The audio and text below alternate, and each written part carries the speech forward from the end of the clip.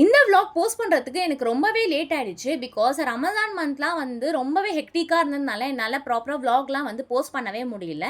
என்னோட ப்ரீவியஸ் விளாக்லலாம் வந்து நான் சொல்லியிருப்பேன், என்னோட தம்பி வந்து சவுதியில இருக்காங்க அப்படின்னு சொல்லிட்டு. ஸோ அவங்கள கூட்டிட்டு வரதுக்காக தான் வந்து நாங்க எல்லாரும் ஃபேமிலியா வந்து சஹார்லாம் முடிச்சுட்டு, ஸோ அதுக்கப்புறமா அப்படியே வந்து ஏர்போர்ட் கிளம்பிட்டோம். ஆக்சுவலி என் தம்பி வந்ததுக்கு அப்புறமா வந்து இந்த ரமதான் முடிஞ்சு அவனுக்கு வந்து என்கேஜ்மெண்ட் வந்து ஃபிக்ஸ் பண்ணியிருக்கோம். அவனோட ஃபியான்சி கூட வந்து அவ்வளவா எக்ஸைட்மெண்ட்டா இருக்க மாட்டாங்க.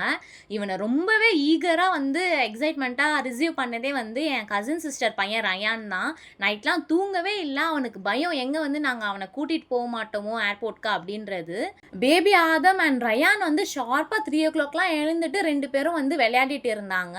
ஸோ இந்த விளாக்ல பார்த்தாலே உங்களுக்கு தெரியும். ஃபர்ஸ்ட்டு வந்து நான் அந்த கிளிப்பிங் தான் ஆட் பண்ணியிருப்பேன்.